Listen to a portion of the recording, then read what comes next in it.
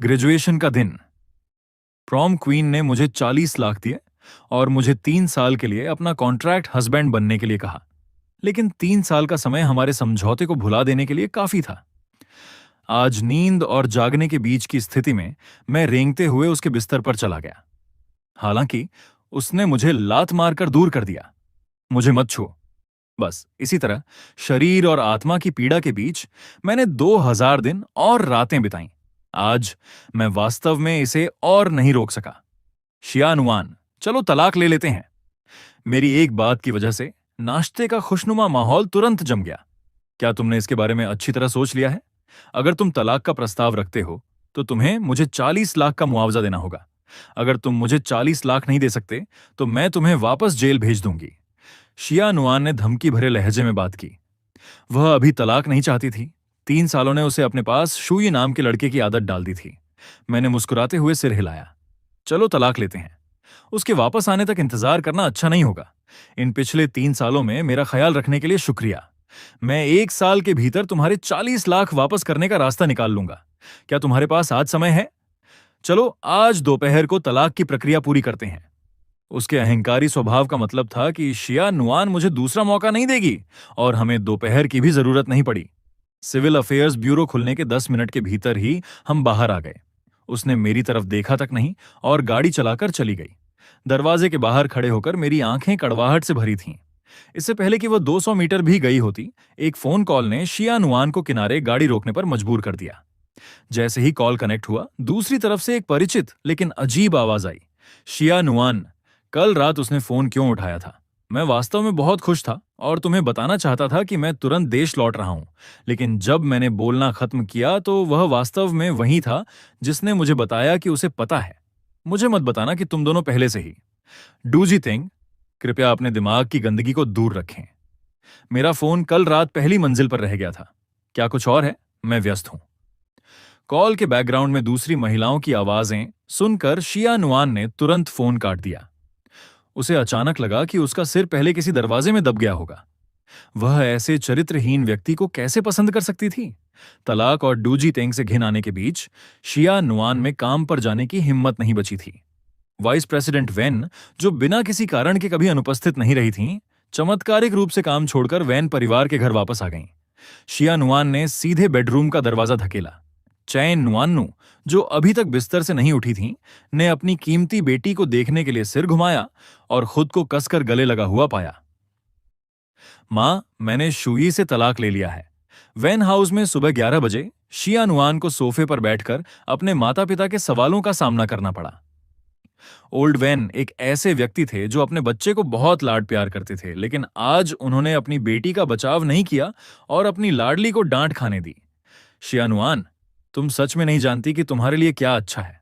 मैं यह भी नहीं कहूंगा कि तुम हमेशा शू यी को कैसे परेशान करती थी, लेकिन तुम उससे तलाक कैसे ले सकती हो? इन सालों में तुम्हारा काम बहुत आसानी से चला है। तुम्हें क्या लगता है कि पर्दे के पीछे तुम्हारी मदद कौन कर रहा था? इनमें से कौन सा काम शू यी ने तुम्हारे लिए आधी रात को नहीं किया? उसने घर पर तुम्हारी हर जरूरत का ख्याल रखा। शू यी की प्रतिभा बर्बाद हो गई है। वह रोज तुम्हारे लिए नाश्ता और रात का खाना बनाता था, तुम्हारे नहाने का पानी निकालता था और यहां तक कि तुम्हारे अंतःवस्त्र भी धोता था। मुझे नहीं पता कि पिछली बार किसने मुझसे कहा था कि घर में एक मर्द का होना वाकई बहुत अच्छा है। अब तुम मुझे बता रही हो कि तुम्हारा तलाक हो गया है। शू यी की किस्मत ही खराब रही होगी कि उसका सामना तुम्हारे जैसी लड़की से हुआ। डांट पड़ने से शिया नुआन को बुरा लगा। उसने पलटकर बहस करने के लिए अपना सीना तान लिया। क्या मैं आपकी बेटी हूं या शू यी? मैं आपको बता रही हूं, शू यी ही था जिसने तलाक का प्रस्ताव रखा था। आपकी बेटी को छोड़ दिया गया है। यह सुनकर पास में खड़े ओल्ड वैन आपा खो बैठे। वह चिल्लाए और अपना फोन निकाला। उस लड़के से सवाल करना चाहते थे। उनकी बेटी वेनशु क्या उस लड़के के लिए काफी अच्छी नहीं थी? दुर्भाग्य से कॉल लगने से पहले ही चेन नुआन्नू गुस्से में चिल्लाई, क्या अभी भी तुम्हारी हिम्मत है कि फोन करके शूये से पूछो? क्या तुम्हें डर नहीं लगता कि शूये ये कह देगा कि शिया नुआन के दिल में कोई और आदमी है? क्या वह डू परिवार के उस छोटे लड़के के वापस आने का इंतजार नहीं कर रही है? क्या तुम्हें लगता है कि मुझे नहीं पता या शूये को नहीं पता? शिया नुआन, मैं तुम्हें बता रही हूं, अगर तुमने उस डू परिवार के लड़के के साथ रहने की हिम्मत की तो मैं तुम्हारे हाथों के सारे शेयर वापस ले लूंगी। फिर हम देखेंगे कि क्या वह डू परिवार का लड़का तुम्हें लात मारकर भगाता है या नहीं। शेयर मेरे पिताजी के हैं। तुम अपने पिताजी से पूछो कि क्या वह तुम्हें उन्हें देने की हिम्मत करते हैं। ओल्ड वैन, क्या तुम मिलिट्री बॉक्सिंग की प्रैक्टिस करना चाहते हो। चेन नुआननू ने वैन शू को घूर कर देखा। इस बार वह अपनी पत्नी के साथ खड़े रहे। फिर उन्होंने माथा सिकोड़ा और शिया नुआन से धीरे से बात की। मेरा मतलब भी वही है जो तुम्हारी मां का है। मैं डूजी तेंग के साथ तुम्हारे रहने के लिए सहमत नहीं हूं। शिया नुआन ने सिर उठाया। उसकी आंखों में अपने माता पिता के प्रति गुस्सा था। उसने अपने दांत पीसे और बड़बड़ाई, अब शू यी ही है जो तुम्हारी बेटी को और नहीं चाहता। ऐसा नहीं है कि मैं शू यी को नहीं चाहती। कल रात डूजी थेंग ने मुझे फोन करके कहा कि वह वापस आ रहा है और लौटते ही मुझसे शादी करेगा। शू यी ने फोन उठाया। आज सुबह उसने तलाक का प्रस्ताव रख दिया। मुझे दोष देने से क्या फायदा। अगर शू यी इतना ही अच्छा है तो उसे जाकर ढूंढो। शिया नुआन के विरोध का चेन नुआनू पर कोई असर नहीं पड़ा। उन्होंने अपनी बेटी को मजाक उड़ाने वाली नजरों से देखा। तुम्हें लगता है कि मैं तुम्हारी मां होने के नाते तुम्हारी छोटी छोटी चालों को नहीं देख सकती। डूजी तेंग वापस आ रहा है ना। कल से मैं तुम्हारा घर आधी कीमत पर बेच दूंगी। चूंकि तुम्हारा तलाक हो गया है इसलिए घर वापस रहने आ जाओ। अगर तुम रात 9 बजे के बाद वापस आने की हिम्मत करोगी तो मैं तुम्हारी टांगें तोड़ दूंगी। तुम भविष्य में जिसके साथ चाहो डेट कर सकती हो, बस डू के साथ नहीं। मैं आज अपनी बात यहीं छोड़ रही हूं। तुम कहीं नहीं जा रही हो। मैं अभी शू यी को ढूंढने जा रही हूं और उससे बिल्कुल पूछूंगी कि वह तलाक क्यों चाहता था। शिया नुआन, तुम बस यही उम्मीद करो कि शू यी मुझे सच न बताए। बोलने के बाद चेन नुआनू खड़ी हो गई और ओल्ड वैन को धमकी भरी नजर से देखा। अगर उन्होंने शिया नुआन को दरवाजे से बाहर जाने दिया तो वह किसी अच्छे दिन की उम्मीद न रखें। सैन्य पृष्ठभूमि से आने के कारण चेन नुआनू कभी भी घुमा फिराकर बात नहीं करती थीं। वह शिया नुआन को समझाने के लिए नरम शब्दों का इस्तेमाल नहीं करेंगी क्योंकि ओल्ड वैन वह भूमिका निभाते थे। अगर वह सख्त नहीं होती तो कोई भी इस लड़की को नियंत्रित नहीं कर पाता। चेन नुआनू वापस कमरे में गईं, प्रॉपर्टी के कागजात निकाले और शिया नुआन को घूर कर देखा। अगर तुम नहीं चाहती कि तुम्हारे दूसरे चाचा तुम्हें पकड़ने के लिए सेना भेजें तो ईमानदारी से घर पर रहो। मैं आज घर बेचने जा रही हूं और फिर शू यी को ढूंढूंगी। जाओ, ढूंढ लो। मुझे यकीन है कि मुझे कचरे के ढेर से उठाया गया होगा। जाओ, अपने बेटे शू यी को ढूंढो। चेन नुआनू ने शिया नुआन को अनसुना कर दिया और सामने के दरवाजे से बाहर निकल गईं। इस समय मैं यह न जानते हुए कि कहां जाना है, सड़क पर भटक रहा था। अचानक मेरे पुराने फोन की घंटी बजी। स्क्रीन पर सासू मां, ये 3 शब्द देखकर मेरे माथे से तुरंत पसीना बहने लगा। मैंने कांपते हुए जवाब दिया, हेलो तुम छोटे बदमाश।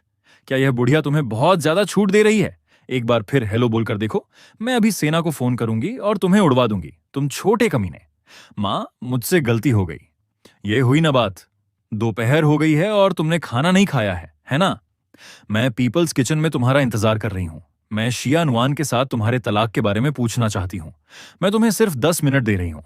अगर तुमने आने की हिम्मत नहीं की, मुझे पता है, अगर मैंने आने की हिम्मत नहीं की तो आप मुझे पकड़ने के लिए सेना भेज देंगी। 10 मिनट, मैं मरते दम तक वहां पहुंच जाऊंगा। गर्मियों की सुबह बहुत गर्म थी।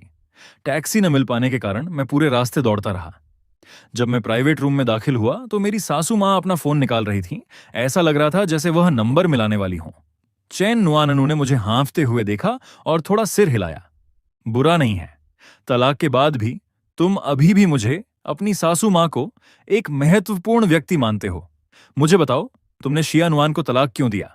जवाब देने से पहले सोच लेना, वरना मैं सच में तुम्हें पीट पीट कर मार डालूंगी। यह देखकर मैं केवल झूठ बोल सका और दावा किया, मुझे नीचे कोई समस्या है, मैं निसंतान हूं। चलो अस्पताल चलते हैं। मैं अभी शिया नुआन को फोन करूंगी और उसे तुम्हारे साथ रहने के लिए कहूंगी। मैं अपनी सासू मां के सामने पूरी तरह असहाय था। मैं निश्चित रूप से अस्पताल नहीं जा सकता था। अगर उन्हें पता चला कि मैंने झूठ बोला है तो मैं सच में मारा जाऊंगा। मैंने आह भरी, कुर्सी पर बैठ गया और धीमी आवाज में कहा, शिया नुआन के साथ मेरी शादी सिर्फ एक सौदा थी। उस समय मैं मुसीबत में था। मेरी मां को सर्जरी की फीस के लिए 4 लाख की जरूरत थी। मेरे पास शिया नुआन से मुझे बचाने की भीख मांगने के अलावा कोई चारा नहीं था। हमारी शादी इसलिए हुई क्योंकि उसने मेरी कोई मजबूरी पकड़ रखी थी। मैंने आप दोनों बड़ों को संभालने में उसकी मदद की।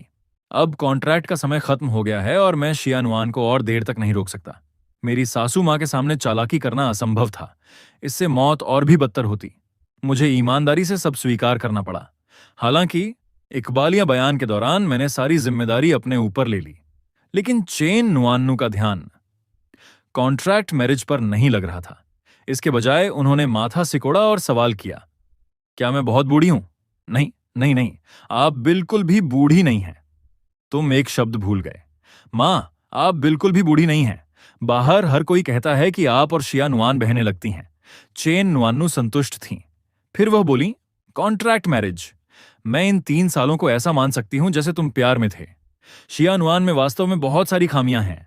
वह साफ तौर पर बिखरी हुई रहती है, फिर भी दावा करती है कि उसे गंदगी से बीमारी है। उसमें जीवन जीने का कोई कौशल नहीं है। शिक्षा और खूबसूरती के अलावा उसमें और कोई खूबी नहीं है। क्या तुम ये कह रहे हो कि तुम शिया नुआन को बिल्कुल पसंद नहीं करते? इतने सालों में अगर तुम्हारे पास कोई कुत्ता भी होता तो उसके प्रति भी भावनाएं पैदा हो जाती, है ना? मैं ये नहीं कह रही कि तुम कुत्ते हो। मैं शिया नुआन की बात कर रही हूं, मेरी तेज तर्रार सासू मां। मेरे माथे से पसीना बहना बंद नहीं हो रहा था। मैंने इसे पूछा और मुस्कुराते हुए कहा, मां, आप मेरी पृष्ठभूमि जानती हैं। अगर उसने मेरी कोई मजबूरी न पकड़ी होती तो शिया नुआन जैसी लड़की इस जीवन में मुझसे कभी बात नहीं करती। क्या इस तरह की चीजों में सामाजिक स्थिति का मेल होना जरूरी नहीं है? भले ही मैं शिया नुआन को पसंद करूं, यह बेकार है। वह जिसे पसंद करती है वह कोई और है। तुम्हारा मतलब डू परिवार का वह छोटा बदमाश। वह डू जी तेंग केवल शिया नुआन के हाथों में चोंग शियांग ग्रुप के शेरों पर नजर गड़ाए हुए है। केवल शिया नुआन जैसी मूर्ख ही यह सोच सकती है कि उसका जांग भाई वास्तव में उसे पसंद करता है। तुम कहते हो कि तुम तलाक चाहते हो, लेकिन तुमने मां तक को नहीं बताया। अब क्या? जब डूजी तेंग वापस आएगा तो वह मूर्ख शिया नुआन आग में कूदने वाली है। क्या हम ओल्ड वैन की जीवन भर की मेहनत डू परिवार को दान में दे दें? मुझे बस इस बात का पछतावा है कि मैंने किसी बेटे को जन्म क्यों नहीं दिया। मेरी इन बातों का जवाब देने की हिम्मत नहीं हुई। सिर हिलाना भी सही नहीं था और न ही सिर झुकाना। सौभाग्य से चेन नुआननू ने मेरे लिए इसे ज्यादा मुश्किल नहीं बनाया। उसने अपने बैग से 1 लाख रुपए निकाले और मेरी तरफ फेंक दिए। तलाक है तो तलाक ही सही। मैं चेन नुआन्नू उस तरह की पुराने ख्यालात की महिला नहीं हूं। इन 3 सालों तक तुमने मुझे मां कहा। अब तुम मेरे दामाद नहीं हो। तुम मेरे लिए आधे बेटे जैसे हो। शिया नुआन कंजूस है। अगर तुम्हारे हाथ में 10,000 रुपए भी होते तो मैं अपना जीवन व्यर्थ मानती। अभी के लिए इन्हें रख लो। इस शहर को छोड़ने के बारे में सोचना भी मत। अगर बाद में मुझे और ओल्ड वैन को कुछ भी होता है तो तुम्हें अभी भी मदद के लिए आना होगा। अगर तुमने मना करने की हिम्मत की तो मैं सेना से तुम्हें उड़वा दूंगी। नहीं, नहीं, मैं मना नहीं करूंगा। जब दूसरों से लेते हैं तो हाथ छोटे हो जाते हैं, खासकर जब वह कोई छोटी रकम ना हो। लेकिन मेरी इसे न लेने की हिम्मत नहीं हुई। मैं अपनी सासू मां के गुस्से को 1-2 दिन से नहीं जान रहा था। खाना खाते समय चिन्नुआन्नू अचानक बोली, क्या शिया नुआन अब चोंग शियांग में सम्मान पा सकती है?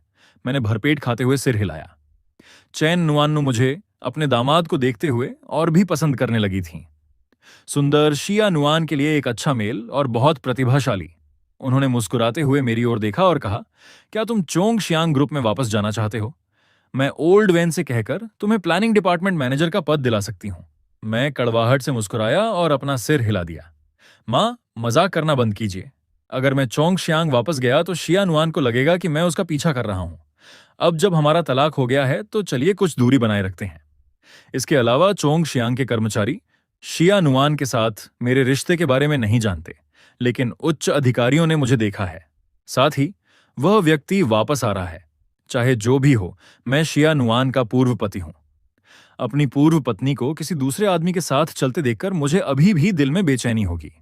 इसलिए कृपया इस मामूली इंसान की जान बख्श दें, ठीक है?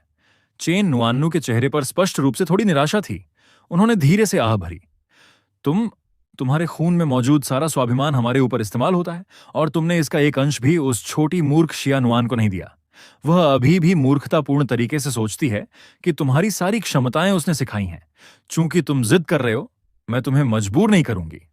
लेकिन शिया नुआन से तलाक लेने की वजह से शादी करने की जल्दी मत करना। अगर तुम्हें कोई लड़की पसंद आए तो मां को बताना। अगर प्यार से काम नहीं बना तो हम उन्हें पैसे से झुका देंगे। मैं अभी थोड़े समय के लिए डेटिंग नहीं करूंगा। मैं पहले परेशानियों को सुलझाऊंगा, फिर किसी रिश्ते के बारे में सोचने से पहले इस शहर में एक घर खरीदूंगा। मां, आपको अब माहजोंग खेलने जाना चाहिए। ये आंटी झाओ की चौथी कॉल है। जैसे ही मैंने बात की, चैन नुआननू का फोन बज उठा। उन्होंने जवाब दिया और डांटने लगी, जल्दी जल्दी जल्दी। क्या तुम मुझे मेरी कब्र तक पहुंचाने की जल्दी कर रही हो? मैं अपने दामाद के साथ खाना खा रही हूं और तुम मुझे इस तरह भगा रही हो। मेरा इंतजार करो। मैं तुम्हारे पैसे जीतने जा रही हूं। क्या शुई तुम्हारे पास है? उसे साथ लाओ। बड़ी बहन को उसका अच्छे से ख्याल रखने दो। हाँ हाँ। शुई ने बहुत अच्छे व्यंजन बनाए हैं। आज रात साला घर पर नहीं है। ओह बेशर्म। मेरे दामाद को फुसलाने की कोशिश मत करो। बाहर बहुत सारे आवारा लोग हैं। शुई, तुम्हारी आंटी झाओ पूछ रही हैं कि क्या तुम आ रहे हो? नहीं नहीं आंटी झाओ, मुझे आज दोपहर कुछ काम है। मुझे शिया नुआन के लिए किराने का सामान खरीदने जाना है। इस मोड़ पर मैं अचानक ठिठक गया। पता चलता है कि आदतें वास्तव में बन जाती हैं। फोन पर महिला ने अपने दांत पीसे और कहा, चेन नुआनू, यहां आओ और मरने के लिए तैयार हो जाओ। तेज तर्रार सासू मां एक बहुत ही साधारण A6 में चली गईं। एक बार फिर सड़क पर लौटते हुए मेरा चेहरा कड़वा था, लेकिन फिर मैंने अपनी मुट्ठियां भींच लीं। एक नया जीवन शुरू हो रहा है। सिगरेट खरीदने का समय आ गया है। मेरी सोच अपेक्षाकृत सकारात्मक थी। सिगरेट का एक पैकेट खरीदने के बाद मैं घर ढूंढने के लिए एक रियल एस्टेट एजेंसी में गया। अंत में मैंने एक ऊंची कीमत वाला पेंट हाउस डुप्लेक्स चुना। 40 लाख का कर्ज केवल मितव्ययी होने से नहीं चुकाया जा सकता। कर्ज चुकाने के लिए केवल बचत पर निर्भर रहना पर्याप्त नहीं है। दूसरी ओर शिया नुआन पहले से ही टूटने की कगार पर थी। घर बिक चुका था। उसकी मां ने लापरवाही से शिया नुआन को बताया था कि वह महाजोंग खेलते समय आंटी झाओ से घर हार गई थी। अगर तुम्हें कोई आपत्ति है तो झाओ नाम की उस महिला को ढूंढ लो। इस आंटी झाओ के बारे में, जिसने बचपन से ही शिया नुआन को उन्हें दीदी कहने के लिए मजबूर किया था, शिया नुआन ने हमेशा उनसे दूरी बनाए रखने का सिद्धांत अपनाया था। ये बुजुर्ग महिला, जो अपनी उम्र के हिसाब से व्यवहार नहीं करती थी, उसका पीछा करके पूछती थी, शू यी की सहन शक्ति कैसी है? इससे अनुभवहीन शिया नुआन को समझ नहीं आता था कि क्या जवाब दे। इस मामले में शिया नुआन कागज की एक सफेद चादर की तरह शुद्ध थी। इस समय शिया नुआन बिस्तर के पास सुध बुद्ध खोकर बैठी थी। क्या वह वास्तव में डूजी तेंग को पसंद करती थी, या उसने उसे केवल एक आध्यात्मिक सहारे के रूप में माना था? वह कई सालों से विदेश में था। वास्तव में समय ने पहले ही सब कुछ धो दिया था। जब उनकी नई नई शादी हुई थी, तब एक लंबी दूरी की कॉल देर रात तक चलती थी। जैसे जैसे समय बीतता गया, देर रात कम होकर 1 घंटे की रह गई। अंत में उसे इसलिए काट दिया जाता था क्योंकि मैं आवाज देता था, खाने का समय हो गया है। मैं उन दिनों भी जल्दी जाग जाता था जब वह हर महीने सबसे ज्यादा असहज महसूस करती थी। मछली के सिर के टोफू सूप या शायद पोर्क रिब सूप का एक कटोरा पकाने के लिए मैं उसके लिए कंपनी ले जाने के लिए थर्मस में अदरक और गोजी पानी तैयार करता था। एक पल में शिया नुआन खो गई। उसके दिमाग में डूजी तेंग की आकृति धुंधली होती गई, जबकि मेरा चेहरा और भी साफ होने लगा। शिया नुआन इसे सहन नहीं कर सकी। वह वही थी जिसे मैंने छोड़ा था। वह ऐसी परिस्थितियों में खुद को इस आदमी के बारे में सोचने की अनुमति नहीं देगी। ऐसा महसूस करते हुए जैसे वह टूटने वाली है, शिया नुआन ने अपनी चाबियां और फोन उठाया और घर से बाहर निकल गई। एक बार में शिया नुआन ने इस अजीब माहौल को देखा। उसने हिम्मत जुटाई और उस जगह चली गई जहां वह पहले कभी नहीं गई थी और जिसे वह मन ही मन नापसंद करती थी, लेकिन उसे अपनी भड़ास निकालने की जरूरत थी। शराब पीते ही शिया नुआन और भी नाराज हो गई। वह इस शुई के बारे में इतनी कृतज्ञता से कैसे सोच सकती थी? थोड़ा बेहतर खाना पकाने, कमरे को कुशलता से साफ करने, कपड़े ज्यादा साफ धोने, थोड़ा होशियार होने और थोड़ा ज्यादा सुंदर होने के अलावा उसमें और कौन सी खूबियां थीं? सबसे महत्वपूर्ण बात यह है कि इस आदमी ने वास्तव में तलाक का प्रस्ताव देने की हिम्मत की और मुझे, शिया नुआन को छोड़ दिया। पहले से ही नशे में धुत शिया नुआन ने इस बात पर ध्यान नहीं दिया कि डूजी तेंग उसके दिमाग में कहीं नहीं था। शराब लोगों को मदहोश नहीं करती, लोग खुद को मदहोश कर लेते हैं। हेलो सुंदर, क्या आप मुझे अपने लिए ड्रिंक खरीदने का मौका दे सकती हैं? शिया नुआन को याद नहीं आ रहा था कि कितने लोग उसके पास उसे लुभाने आए थे। वह बस अकेले शांति से पीना चाहती थी। वह लगभग 41 साल के इस आदमी की ओर मुड़ी जिसने ब्रांडेड कपड़े पहने थे और माथा सिकोड़ लिया। मेरा वार्षिक वेतन 6 अंकों में है। मेरे पास 10 लाख से ज्यादा की घड़ी है। मेरे घर में डिप्टी ब्यूरो स्तर के रिश्तेदार हैं। क्या मुझे आपके साथ ड्रिंक पीनी चाहिए? अधेड़ उम्र का आदमी मुस्कुराया, मुड़ा और चला गया। उसके लहजे से वह महसूस कर सकता था कि यह महिला उससे पूछ नहीं रही थी, बल्कि उसे बता रही थी कि जो कुछ भी उसने बताया वह उसके पास पहले से ही था। जब शिया नुआन उठकर जाने ही वाली थी, तभी एक और युवक उसे लुभाने के लिए पास आया। मुझे थोड़ा सम्मान दो। मेरे दोस्त वहां से सब देख रहे हैं। इधर आओ और ड्रिंक पियो। अकेले रहना बहुत अकेलापन भरा है। हे बहन, ये पैर बहुत सुंदर हैं। अगर तुम्हारा भाई उन्हें छुए तो तुम्हें कोई आपत्ति नहीं होगी, है ना? दफा हो जाओ। शिया नुआन ने अपनी ड्रिंक उस युवक के चेहरे पर फेंक दी। अधेड़ उम्र का आदमी, जो दूर जाने ही वाला था, वापस मुड़ा और पास ही बैठ गया।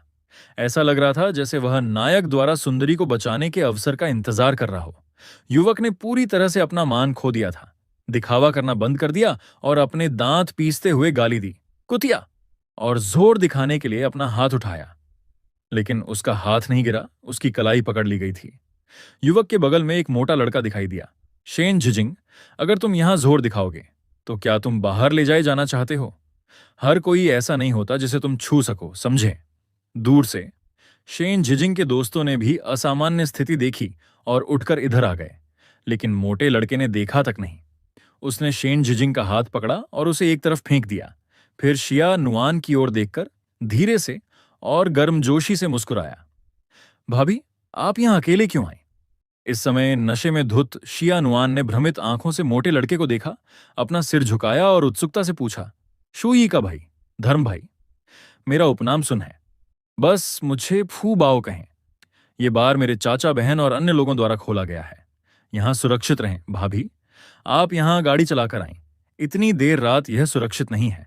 अगर ये कमीने कोई गंदी हरकत करते तो अच्छा नहीं होता। मैंने अभी भाई को फोन किया है, वह जल्द ही पहुंचने वाले होंगे। शूये आ रहा था। शिया नुआन नहीं जानती थी कि वह क्यों घबरा गई। वह कांपते हुए बार से बाहर निकलने की कोशिश करने लगी।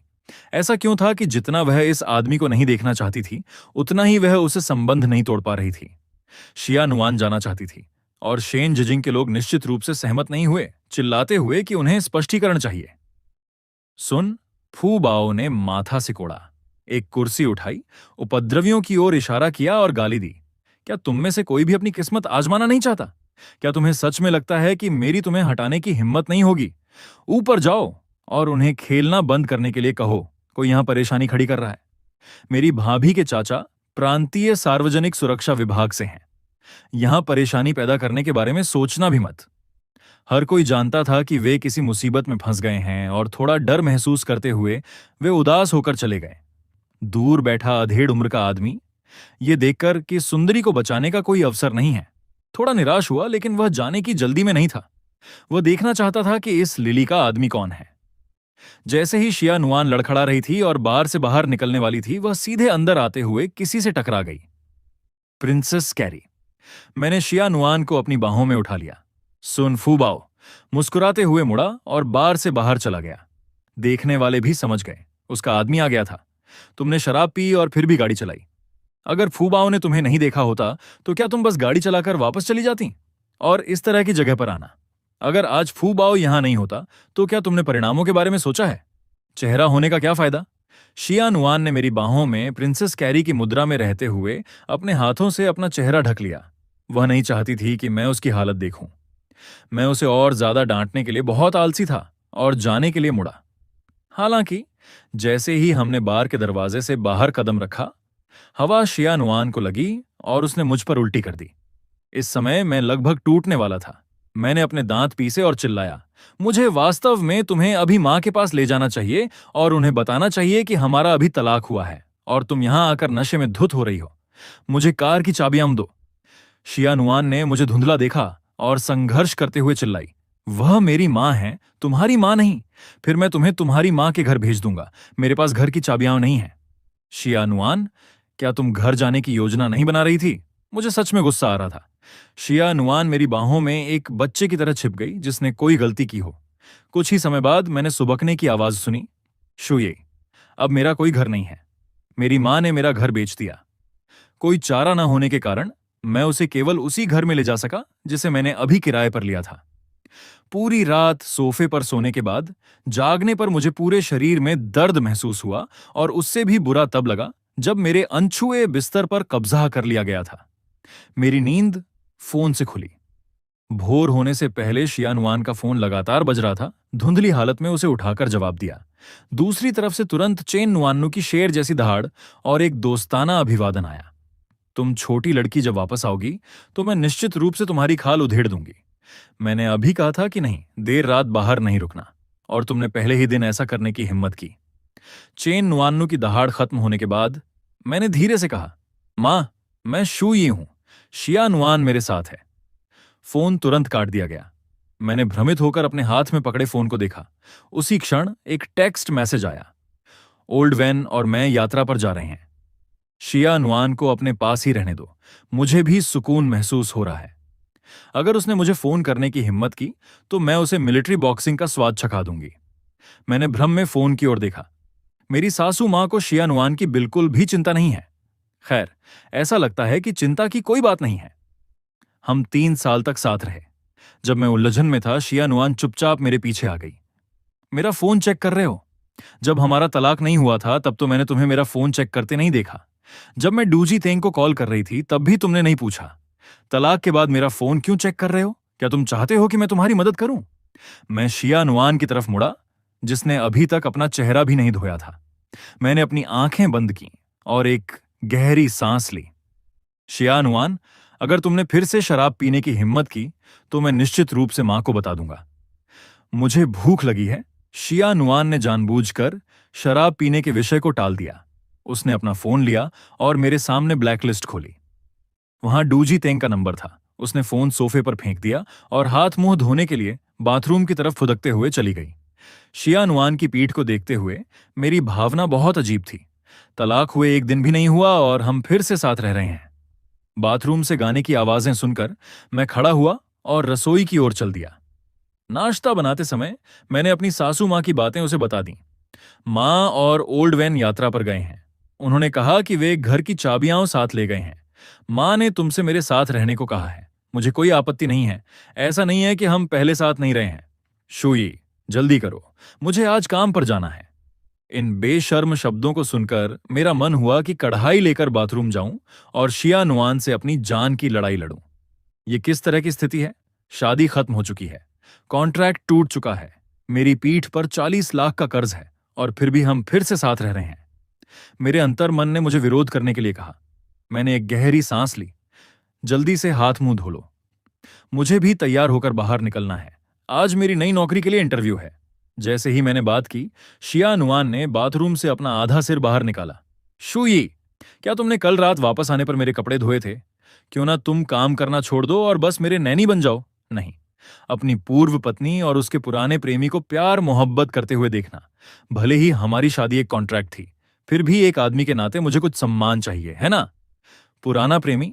तुम्हारा मतलब डूजी तेंग? शुई, तुम जल रहे हो, है ना? शुई, क्या तुम मुझे पसंद करते हो? मैं कुछ नहीं बोला। शिया नुआन दबाव बनाती रही। बेबस होकर मैं रसोई से नाश्ता बाहर ले आया। शुई, जब तक तुम यह कहोगे कि तुम जल रहे हो, मैं डूजी तेंग को नहीं चुनूंगी। मैं जल रहा हूं, लेकिन अब तुम्हें नाश्ता करने की जरूरत है, समझी? साथ ही मेरे लिए एक बहुत ही दुर्भाग्यपूर्ण बात यह है कि मुझे फिर से तुम्हारे जीवन का ख्याल रखना शुरू करना होगा। वह तुम्हारा सम्मान है, शुई। तुम्हें नहीं पता, कल रात बार में इतने सारे लोगों ने मुझे खाने के लिए अप्रोच किया। हम दोनों ने एक बात पर ध्यान नहीं दिया। तलाक के बाद हमारे बातचीत करने का तरीका बदल गया था। अब मैं शिया नुआन के अधीन नहीं था और शिया नुआन अब मेरे साथ नैनी जैसा व्यवहार नहीं कर रही थी।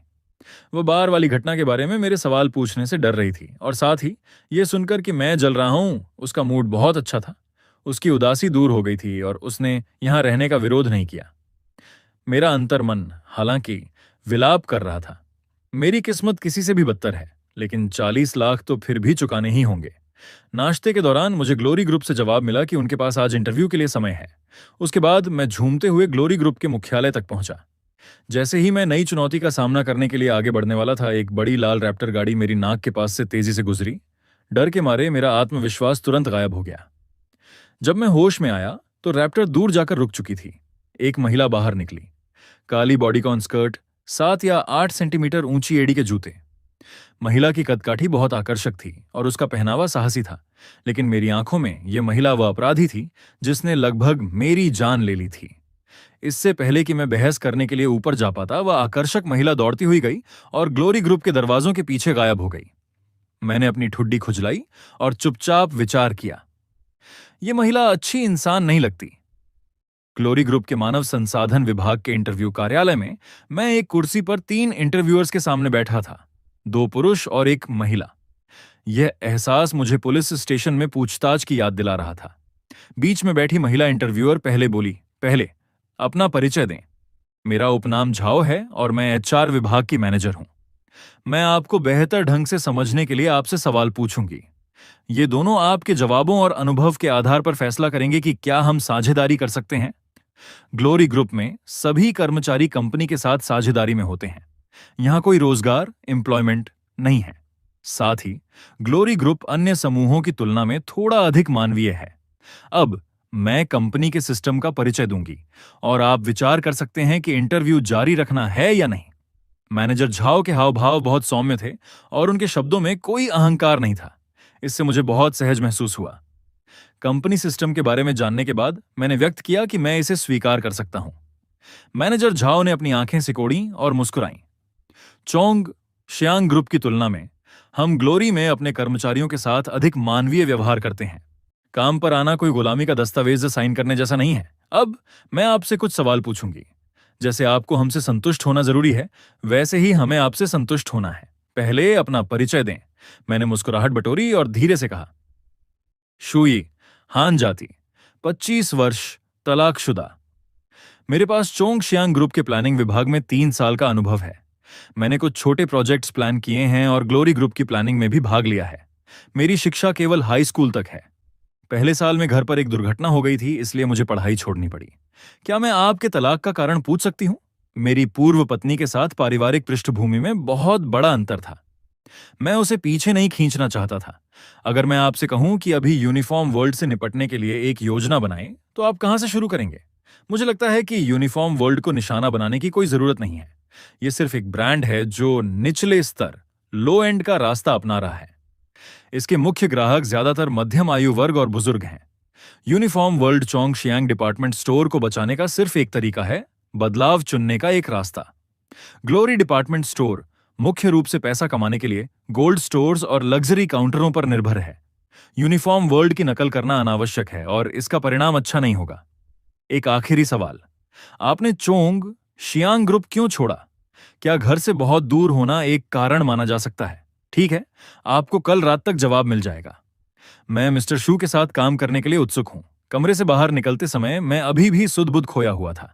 जैसे ही मेरा एक पैर दरवाजे से बाहर निकला, मैं अचानक पीछे मुड़ा और एक सवाल पूछा, नीचे वह रैप्टर गाड़ी, क्या वह कंपनी की गाड़ी है? इस सवाल के पूछते ही तीनों इंटरव्यूअर्स के चेहरे थोड़े शर्मिंदा हो गए। मैनेजर झाओ खड़ी हुई और झिझकते हुए बोली, मिस्टर शू, आप घायल तो नहीं हुए? वह कार वास्तव में कंपनी की ही है। बस, मैं समझ गया। जब मैं कार के मालिक से मिलूंगा तो उन्हें 2 थप्पड़ मारूंगा। मुझे रूखा होने के लिए दोष मत देना। वह 8 सेंटीमीटर की ऊंची एड़ी के जूते पहने हुए थी और उसने लगभग मेरी जान ले ली थी। मैं जा रहा हूं। मैं चला गया। तीनों इंटरव्यूअर्स एक दूसरे को देखते रह गए। उन्हें समझ नहीं आ रहा था कि आखिरी वाक्य रिकॉर्ड किया जाना चाहिए या नहीं। साहिबा पहली बार ऊंची एड़ी के जूते पहनकर गाड़ी नहीं चला रही हैं और कंपनी में हर कोई जानता है, सुबह 9 बजे के आसपास प्लाजा पार मत करो।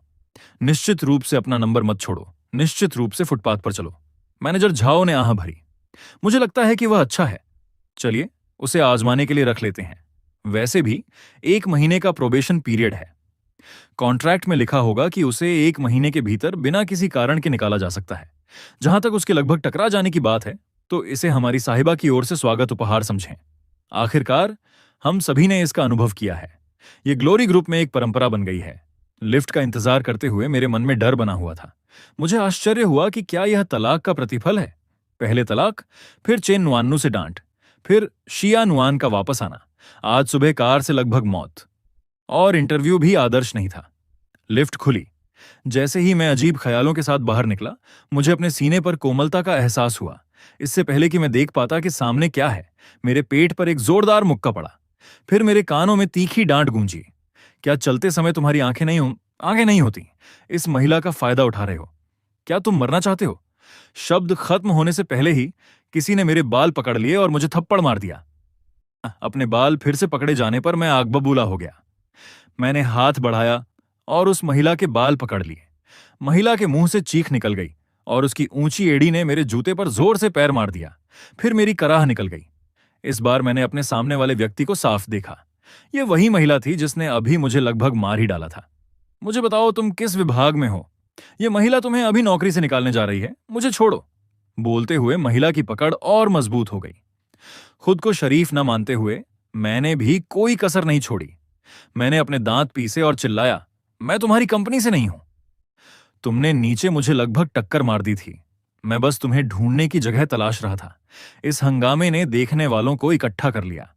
इंटरव्यू के लिए जिम्मेदार तीनों लोग भी दौड़कर आए, क्योंकि ये दो आवाजें बहुत परिचित थीं। जब एचआर मैनेजर झाओ ने यह नजारा देखा तो वह तुरंत दंग रह गईं। जल्दी छोड़ो, प्रेसिडेंट लियू आप भी छोड़िए, छोड़िए, कर्मचारी देख रहे हैं। शुई तुम पहले छोड़ो। प्रेसिडेंट लियू एक लड़की हैं। प्रेसिडेंट लियू, मैनेजर झाओ उसका हाथ छोड़िए। लेकिन अप्रत्याशित रूप से इस महिला ने हाथ नहीं छोड़ा। उसने वास्तव में अपना सिर झुकाया और मेरी गर्दन पर काटने की कोशिश की। यह देखकर मैनेजर झाओ ने जल्दी से समझाया और बीच बचाव किया। अंत में प्रेसिडेंट लियू को अपना हाथ छोड़ना पड़ा। इस समय हम दोनों एक दूसरे को गुस्से और बिखरी हुई हालत में देख रहे थे। लियू रुयेन नीचे झुकी जैसे मुझ पर कुछ फेंकने वाली हो। मैनेजर झाओ ने जल्दी से प्रेसिडेंट लियू को समझाने के लिए गले लगाया और मुझे पहले जाने का इशारा किया। उन्होंने कहा कि वह बाद में फोन करके प्रेसिडेंट लियू की ओर से माफी मांगेंगी। मैं बुदबुदाया और लिफ्ट में चला गया। किस्मत ही खराब है। लियू रुयेन ने अपने बाल ठीक किए और धीरे से कहा, मैनेजर झाओ, क्या आप इस व्यक्ति को जानती हैं? मैनेजर झाओ ने उसकी स्कर्ट ठीक करने में मदद की और धीरे से उत्तर दिया, प्रेसिडेंट लियू, वह आज इंटरव्यू के लिए आया था। अभी नीचे वह लगभग आपकी गाड़ी की चपेट में आ गया था। अच्छा, समझ गई। हैंडसम लड़कों को देखकर मुझे चिढ़ होती है। मैं केवल देख सकती हूं लेकिन खा नहीं सकती। अगर मैं उसे मारकर खत्म नहीं करती तो मैं उसे और किस लिए रख रही हूं? इंटरव्यूअर से कहो कि उसे कल काम पर आने के लिए कहें, मेरे बाल पकड़ने और मेरा फायदा उठाने के लिए। देखते हैं कि मैं उसे खेल खेल में कैसे सबक सिखाती हूं। यह कहकर लियू रुयेन चली गई। जब वह गई तो उसने अपनी स्कर्ट उठाई और अपनी सेफ्टी पैंट अंदर खींची। हर कोई गुस्से में था, लेकिन बोलने की हिम्मत नहीं थी। कंपनी हर तरह से अच्छी थी, सिवाय इस जनरल मैनेजर के जो लोगों के रोंगटे खड़े कर देती थी। मैंने कंपनी छोड़ी और मुझे एक टेक्स्ट मैसेज मिला कि मुझे स्वीकार कर लिया गया है। इसमें बताया गया था कि मैं सोमवार यानी परसों से काम शुरू कर सकता हूं। सारी प्रक्रियाएं फ्रंट डेस्क से पूरी की जा सकती हैं, लेकिन मुझे हमेशा ऐसा महसूस हो रहा था जैसे कोई भेड़ बाग की मांद में जा रही हो। मैं मना नहीं कर सकता था। ग्लोरी ग्रुप मेरी योजना का पहला और सबसे महत्वपूर्ण कदम था। केवल यहीं मुझे अपनी प्रतिभा दिखाने का अवसर मिल सकता था। शिया नुआन के साथ रहने के 3 सालों ने महिलाओं के बारे में मेरी सारी खूबसूरत कल्पनाएं तोड़ दी थीं। अकेले रहने वाली महिला का कमरा इतना गंदा क्यों होगा? शिया नुआन के बारे में सोचते हुए मैंने अपनी सासू मां को फोन किया और पूछा कि पुराना जोड़ा कब वापस आएगा। कॉल कनेक्ट हुई। शिया यी, आह, तुम्हारी मां महाजोंग खेल रही है। हम सान्या में हैं। फोन पर महाजोंग मशीन की आवाज सुनकर मुझे लगा कि मेरा ब्लड प्रेशर बढ़ रहा है। क्या बकवास कारण है? वे दोनों बस नहीं चाहते थे कि शिया नुआन वापस जाकर उनकी 2 लोगों की दुनिया में खलल डाले, लेकिन मेरी वास्तव में शिया नुआन को वापस भेजने की हिम्मत नहीं हुई। मुझे ओल्ड वैन और मेरी सासू मां का सम्मान रखना था और शिया नुआन का भी। आखिरकार मैंने ही तलाक का प्रस्ताव दिया था। शिया नुआन के बारे में सोचकर मुझे अपना जीवन और भी अंधकारमय लगने लगा। कौन कल्पना कर सकता था कि वह वाइस प्रेसिडेंट, जिसके बारे में चोंग शियांग में अफवाह थी कि उसे गंदगी से बीमारी है, घर पर किसी सुअर से कम नहीं थी। इस युवती ने मुझे समझा दिया कि अपने हाथों से कभी बसंत का पानी न छूने का क्या मतलब होता है। सब आंसू हैं। एक आलीशान विला में चैन नुआनू पहले ही महाजोंग की मेज से उठ चुकी थीं। बाहर जाने का उद्देश्य ओल्ड वेन से निपटना था, जिनके मुंह से कुछ फिसल गया था। साधारण कपड़ों में ओल्ड वेन ने अपनी पत्नी की ओर देखा, जिसने कई सालों से उन पर अपना शासन चलाया था, और उनका चेहरा दुखी था। उन्होंने आह भरी, पत्नी, क्या तुम्हें लगता है कि हम जो कर रहे हैं वह वाकई ठीक है? क्या कोई परेशानी होगी? चेन वान्नू ने एक संतरा छीला और ओल्ड वेन को थमा दिया, माथा सिकोड़ते हुए। उन 2 बच्चों के बीच बहुत कुछ चल रहा है। मैंने लगभग स्थिति समझ ली है। साथ ही उस छोटी एहसान फरामोश लड़की ने हमें फोन करके कहा कि वह घर आना चाहती है। हाँ, उसे शुई की सेवा करवाने की आदत हो गई है। तुम चिंता मत करो, हमने 3 साल तक शुई को देखा है। उसका चरित्र कैसा है क्या तुम नहीं जानते? मैं तुम्हें गुप्त रूप से बताती हूं। शुई सिगरेट पीता है, लेकिन उस छोटी एहसान फरामोश के लिए उसने 3 साल तक एक भी सिगरेट नहीं पी। उसे क्या परेशानी हो सकती है? ओल्ड वैन ने संतरा नीचे रखा और चेन नुआन्नू की ओर देखा। उन्होंने माथा सिकोड़ा। शुई का सिगरेट पीना सही है, लेकिन मेरा सिगरेट पीना मौत की सजा है। चेन नुआन्नू, तुम बहुत आगे बढ़ रही हो। मैं आगे बढ़ रही हूं या नहीं? क्या हम अभी भी तलाक ले सकते हैं? मैं आज खुश हूं। मैं तुम्हें 2 सिगरेट पीने की इजाजत देती हूं। ओल्ड वैन जैसे शाही फरमान पाकर खड़े हो गए और अपने पुराने दोस्तों के साथ सिगरेट पीने के लिए बालकनी की ओर दौड़ पड़े। वास्तव में चेन नुआन्नू ने शिया नुआन को फोन किया था। जब तक वह अपनी गलती मान लेती, उसे घर की चाबियां मिल सकती थीं और वह घर जा सकती थी। नतीजतन उस छोटी एहसान फरामोश ने एक शब्द भी नहीं कहा और फोन काट दिया। इसका साफ मतलब था कि उसे कोई सहारा मिल गया है। फिर चिंता क्यों करें? चेन नुआन्नू महाजों की मेज पर वापस आ गईं। मैं सुपरमार्केट में ट्रॉली लेकर घूम रहा था और सोच रहा था कि रात के खाने में क्या बनाऊं। अंत में मैंने सुअर की अंतड़ियां, कुछ फलियां और मशरूम खरीदे और घर लौट आया। इस समय शिया नुआन वापस आ चुकी थी। उसने अपने लिए पीले कार्टून भालू वाले पजामे का एक सेट खरीदा था और सोफे पर बैठकर आलू के चिप्स खाते हुए टीवी देख रही थी। मुझे सीढ़ियों पर खड़ा देखकर उसने चिप्स नीचे रखे और चिल्लाई, शुए, मुझे भूख लगी है। मैंने गहरी सांस ली और धीरे से कहा, क्या तुम यहां लंबे समय तक रुकने की योजना बना रही हो? शिया नुआन ने जोर से सिर हिलाया। मैं खाने और किराए के लिए पैसे दे सकती हूं शुई, मुझे छोड़ दिया गया है। मैंने अपनी मां को फोन किया और उन्होंने फोन नहीं उठाया और मुझे डांटते हुए एक टेक्स्ट मैसेज भी भेजा। मुझे वह मैसेज दिखाओ। उसे डिलीट कर दिया। क्या तुम मेरा फोन चेक करने के मौके की तलाश में हो? लो लो, मैं बाथरूम जा रही हूं। शिया नुआन ने हवा में मुक्का मारा और खुशी जताई, डू जी तेंग। वह सच में ब्लैकलिस्ट में था। कोई कारण नहीं। शिया नुआन बस नहीं चाहती थी कि वह आदमी उसे रुकावट महसूस कराए। उसे विदेशी लड़कियां पसंद हैं। ये बहन अब तुम्हारी सेवा नहीं करेगी। जब मैं सब्जियां धो रहा था, शिया नुआन पीछे हाथ बांधकर चुपके से रसोई में आ गई। उसने सिंक में रखे सामान को उत्सुकता से देखा और धीमी आवाज में कहा, ये सब वही चीजें हैं जो मुझे खाना पसंद है।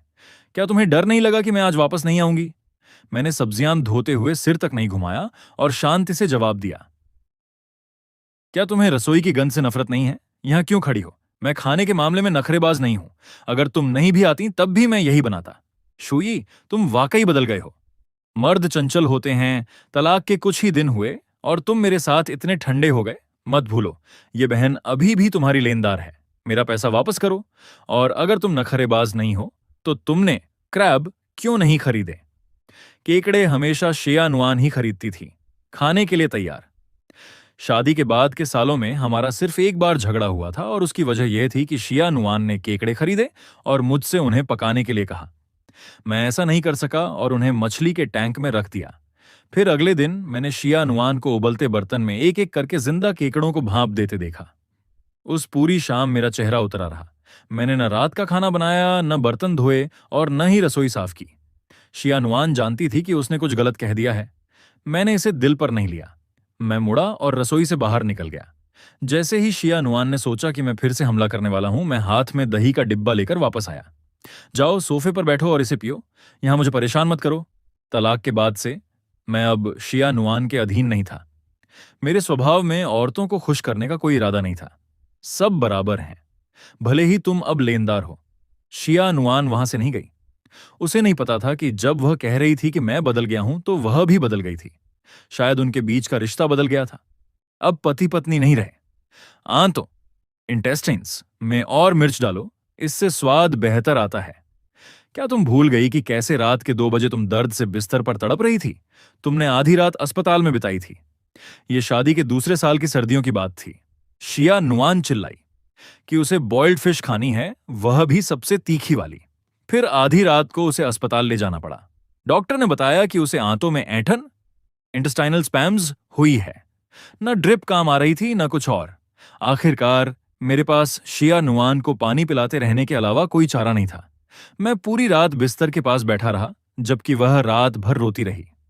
उसकी वजह से दूसरों की नींद खराब हो रही थी, इसलिए मेरा अस्पताल के लोगों से झगड़ा होते होते बचा था। शिया नुआन को भी यह घटना याद थी। पहले उसे लगता था कि यह मेरा कर्तव्य है। अब इसके बारे में सोचकर उसे थोड़ी खुशी महसूस हो रही थी। आखिरकार यह सिर्फ एक कॉन्ट्रैक्ट मैरिज थी। तो फिर कम मिर्च डालना, इसे ज्यादा देर तक पकाना। क्या सूप है? अंडे का सूप? युवती, अगर तुम खाली हो तो क्या नौकर की मदद करोगी और बर्तन चम्मच यहां ले आओगी? ठीक है, शू ये। जब शिया नुआन रसोई से बाहर निकली तो अनजाने में मेरे चेहरे पर एक मुस्कान आ गई। रात के खाने में 3 सब्जियां और एक सूप था। अगर शिया नुआन यहां नहीं होती तो शायद मैं खाना भी नहीं बनाता। मेज पर हम दोनों में से कोई नहीं बोला। हम चुपचाप खाते रहे, जैसे उन 3 सालों की जिंदगी में लौट आए हों। खाने के बाद मैंने बर्तन समेटे और शिया नुआन ने खुद आगे बढ़कर उन्हें धोने में मदद की। जब मैं सोफे पर वापस आया और पढ़ने के लिए अपना कंप्यूटर निकाला तो शिया नुआन कपड़े बदलकर वहां आ गई। शूयी, क्या तुम नीचे टहलने चलना चाहते हो? ये राजकुमारी तुम्हें और फ्लावर प्रोटेक्टर बनने का मौका देगी। नहीं, जा रहे हो या नहीं? मुझे कुछ चीजें देखनी है। शिया नुआन आगाबूला हो गई और एक गहरी सांस ली। फिर उसने फूलों जैसी मुस्कान के साथ मेरी ओर देखा और मीठी आवाज में पुकारा, शू भाई, खाना खाने के बाद मैं नीचे टहलने जाना चाहती हूं। चुप रहो। ठीक है, चलो नीचे चलते हैं। मैं शिया नुआन के इस जादुई हमले का सामना नहीं कर सका और हार मान ली। बिना मेकअप के भी शिया नुआन बहुत खूबसूरत थी। उसकी अच्छी लंबाई और लंबी टांगें उसे और आकर्षक बनाती थीं। वह जहां भी जाती एक नजारा बन जाती थी। उसके साथ मैं भी हैंडसम लग रहा था। हम तुरंत पूरी सोसाइटी के आकर्षण का केंद्र बन गए। बास्केटबॉल कोर्ट पहुंचकर शिया नुआन चिल्लाई कि वह अब और नहीं चल सकती और पानी खरीदने के लिए सुपरमार्केट जाना चाहती है। मैंने सुपरमार्केट और फिर अपने घर की ओर देखा, फिर सिर हिला दिया। घर जाकर पीते हैं। शिया नुआन बुदबुदाई, कंजूस, और फिर सुपरमार्केट की ओर दौड़ पड़ी, जबकि अभी कह रही थी कि वह चल नहीं सकती। वहीं रुककर मैंने बास्केटबॉल कोर्ट की ओर देखा और सोचा कि थोड़ा खेल लेता हूं। तभी एक 20 साल के लड़के का टखना मुड़ गया और कोर्ट पर एक खिलाड़ी कम हो गया। सबकी नजरें मुझ पर पड़ीं। एक व्यक्ति ने पूछा कि क्या मैं थोड़ी देर खेल सकता हूं। लंबे समय से बास्केटबॉल को नहीं छुआ था, इसलिए मैं थोड़ा अनभ्यस्त था। 2 पास न पकड़ पाने के बाद लोगों ने मुझे हिकारत से देखा। स्वाभिमानी होने के नाते मैं ऐसे हार मानकर नहीं जा सकता था।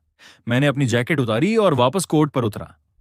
बॉल पकड़ने के बाद मैंने हमला करने में जल्दबाजी नहीं की, अपनी लय ढूंढने लगा। जैसे जैसे पसीना बहा मेरी लय बेहतर होती गई। 3 पॉइंटर, स्टील्स, असिस्ट, सिवाय रिबाउंड के मैं अपनी सर्वश्रेष्ठ फॉर्म में पहुंच गया था। जैसे ही मैं थोड़ा आत्मसंतुष्ट महसूस कर रहा था, कोर्ट पर मौजूद लड़कों का अंदाज अचानक बदल गया। उनमें जैसे किसी ने जोश भर दिया हो। उनकी रफ्तार बढ़ गई और वे डंक मारने लगे। मैं हैरान था। तभी मैंने देखा कि घायल लड़का कोर्ट के बाहर एक तक देख रहा था। मैंने मुड़कर देखा तो पाया कि शिया नुआन वापस आ गई थी, एक कुर्सी पर बैठी थी और फोन पर बात कर रही थी। मेरे पति को डोर टू डोर सर्विस की जरूरत नहीं है, वह स्नैक्स नहीं खाते। शिया नुआन मासूम और गंभीर लग रही थी। फोन के दूसरी तरफ से एक मीठी मोहक आवाज आई, अरे बहन, तुम वहां गलत हो। कौन सा मर्द भटकता नहीं है? घर के फूलों की तुलना जंगली फूलों की खुशबू से नहीं की जा सकती। तो फिर वह जंगली फूल नहीं खाते, गंदा है। दूसरी तरफ वाला व्यक्ति चुप हो गया। शायद इस बात से उनके आत्मसम्मान को ठेस पहुंची थी। शिया नुआन ने फोन पर कहा, आंटी, आप बहुत आत्मविश्वासी हैं। मेरे पति को केवल लंबी टांगें पसंद हैं। इत्तेफाक से मेरी लंबाई 1.72 मीटर है। आंटी, आपका क्या हाल है? क्या आप 1.7 मीटर से ऊपर हैं? कॉल कट गई। खेल भी खत्म हो गया। आखिरी हिस्से में मुझे बुरी तरह छकाया गया। फिर कोर्ट पर मौजूद सबकी नजरों के बीच मैं उस सुंदरी के पास गया, पानी की बोतल ली और उसे गटक गया। प्रसिद्ध फूल का एक मालिक है। मैंने उन लड़कों को नजरअंदाज किया। शिया नुआन के हाथ में फोन देखकर पूछा, मुझे ढूंढ रही थी? शिया नुआन मुस्कुराई और सिर हिलाया। हैरेसमेंट कॉल था। तुम्हें कोर्ट पर इतनी बुरी तरह पिटते देख मैं बर्दाश्त नहीं कर सकी, इसलिए समय बिताने के लिए कॉल उठा लिया। कैसा लग रहा है? ऐसा लग रहा है जैसे तुम बूढ़े हो रहे हो और तुम्हारी सहन शक्ति खत्म हो गई है। चूंकि यहां एक वर्ल्ड क्लास सुंदरी है, तो ये किसी उत्तेजक दवा, स्टिमुलेंट से कहीं ज्यादा असरदार है। चलो चलें। जैसे ही मैंने बात खत्म की, पीछे से बॉल ड्रिबल करने की आवाज आई। जिस लड़के ने कई बार डंक मारा था वो मेरे पीछे आया और 1-on-1 के लिए कहा। मैंने मना नहीं किया और नतीजा ये हुआ कि मैं पूरी तरह हार गया। लड़का बहुत खुश था। उसे लगा कि उसे देवी की कृपा मिलेगी, लेकिन उसने पाया कि देवी मुझ पर हंस रही थी। और जब उसने उसकी ओर देखा तो उसकी आंखें पाले जैसी ठंडी थीं। शहर के एक आलीशान अपार्टमेंट में एक महिला गुस्से में आईने के सामने खड़ी थी और अपने दांत पीस रही थी। 1.72 मीटर। तुम्हें गर्व है? ये बहन 1.8 मीटर की है। धिक्कार है, पैमाना सही नहीं है। ये 1.66 कैसे है? मैं जल्दी लेट गया। शारीरिक और मानसिक रूप से थक चुका था और तुरंत सो गया। मास्टर बेडरूम में सो रही शिया नुआन मेरे पुराने फोन के साथ छेड़छाड़ कर रही थी। उसे लगा कि कुछ सही नहीं है। क्या शूई का बाहर कोई चक्कर है? क्या ऐसा हो सकता है कि तलाक से पहले ही उसका किसी से संबंध हो? हालांकि उसने नहीं कहा था कि वह मुझे पसंद करती है, लेकिन तलाक के 2 दिन बाद ही यह सब। शिया नुआन और भी नाराज हो गई। उसने एक नंबर डायल किया, कॉल तुरंत उठा ली गई। मैनेजर ली, इतनी रात को आपको परेशान करने के लिए माफी चाहती हूं। आप अभी सोए तो नहीं हैं? कंपनी की वाइस प्रेसिडेंट का कॉल हो तो कोई कैसे कह सकता है कि वह सो रहा है? शिया नुआन ने मुस्कुराते हुए बात जारी रखी। मैंने सुना है कि आपने कुछ दिन पहले सालाना छुट्टी के लिए आवेदन किया था और उसे खारिज कर दिया गया था। क्या घर पर कुछ बात है? ठीक है, कल शनिवार और रविवार है, आप 2 दिन और छुट्टी ले सकते हैं। क्या इतना काफी है? फिर थोड़ी देर गप्पे मारने के बाद शिया नुआन मुद्दे पर आई। मैनेजर ली, मैंने कंपनी के लोगों से सुना है कि आपके कम्युनिकेशंस विभाग में काम करते हैं। मेरे पास यहाँ एक नंबर है, क्या आप इसे चेक करने में मदद कर सकते हैं? कोई जल्दी नहीं है, बस मुझे बता दीजिएगा जब आपके पास समय हो। बस देख लीजिए कि सिम कार्ड किसके नाम पर है। लगभग आधे घंटे बाद मैनेजर ली का वापस फोन आया। छुट्टी की खातिर उसने अपने पति को आधी रात को कंपनी पहुंचाया था ताकि नंबर के मालिक की जांच की जा सके। दुर्भाग्य से उस फोन नंबर की परमिशन बहुत हाई थी और उसे चेक नहीं किया जा सका। शिया नुआन बेड पर बैठी उस फोन नंबर को देख रही थी और बड़बड़ाई, ये नंबर, ये कोई बहुत हाई लेवल यूजर है। वीकेंड की जिंदगी बहुत सपाट थी। शिया नुआन अपने पुराने व्यक्तित्व में लौट आई थी, खुद को कमरे में बंद करके काम में व्यस्त रहती थी। सोमवार की सुबह शिया नुआन ने जल्दी जल्दी नाश्ता किया और काम पर चली गई। जाने से पहले उसने पूछा कि क्या मुझे छोड़ने की जरूरत है? मैंने सिर हिला दिया। मेरी सासू माँ अपनी इस खूबसूरत बेटी को पूरी तरह भूल गई लगती थी। न कोई कॉल, न कुछ। मुझे थोड़ा अजीब लगा कि न सासू माँ का फोन आया, न उस विदेश वाले आदमी का। क्या शिया नुआन ने वाकई उसे ब्लैकलिस्ट कर दिया है? उसे नहीं पता था कि समुद्र के दूसरी पार एक आदमी अपने बिस्तर पर पड़ा था, जीने की इच्छा खो चुका था। उसे समझ नहीं आ रहा था कि शिया नुआन क्या कर रही है। उसने अपने असिस्टेंट को फोन किया और जवाब मिला कि युवा जोड़ा हनीमून पर गया है। डूजी तिंग गुस्से से लगभग मर ही गया। जब मैं वापस आऊंगा तो सबसे पहले शुई से निपटूंगा। कंपनी पहुंचकर मैं अब समझदार हो गया था। ग्लोरी ग्रुप के सामने वाले प्लाजा को पार करते समय मुझे डर था कि कहीं वह तेज तर्रार महिला मुझे फिर से टक्कर न मार दे। इन 3 सालों में शिया नुआन के साथ रहते हुए मैं अमीर और गरीब के बीच के अंतर को अच्छी तरह जान गया था और साथ ही मेरे मन में सुंदरियों के प्रति थोड़ा प्रतिरोध भी पैदा हो गया था। बाहर से जो लड़की एकदम सलीकेदार और चमक धमक वाली दिखती है, घर पर उसके शिया नुआन जैसी होने की पूरी संभावना होती है, क्योंकि शिया नुआन कहती थी कि अकेले रहने वाली 90% महिलाएं लगभग वैसी ही होती हैं। इस एक वाक्य ने मेरे मन की सारी खूबसूरती को तोड़ दिया था। खैर, सुरक्षित रूप से ग्लोरी ग्रुप के दरवाजे से अंदर कदम रखते हुए इस बार कंपनी का स्टाफ काम पर आ चुका था। वापस सूट पहनकर मैं और भी हैंडसम लग रहा था। फ्रंट डेस्क पर पहुंचकर मैंने अपना आईडी निकाला और एम्प्लॉयमेंट कॉन्ट्रैक्ट प्राप्त किया। साइन करने के बाद फ्रंट डेस्क पर बैठी युवती ने एक कैंडी निकाली और उसे अनुबंध पर रख दिया और मुस्कुराते हुए बोली, ग्लोरी ग्रुप में आपका स्वागत है। ये कैंडी कंपनी की ओर से एक स्वागत उपहार है जो कल की कड़वाहट को भूल जाने का प्रतीक है। ग्लोरी में काम करना मीठा है। लड़की का चेहरा गोल और प्यारा था। मैं मुस्कुराया और बस जवाब देने ही वाला था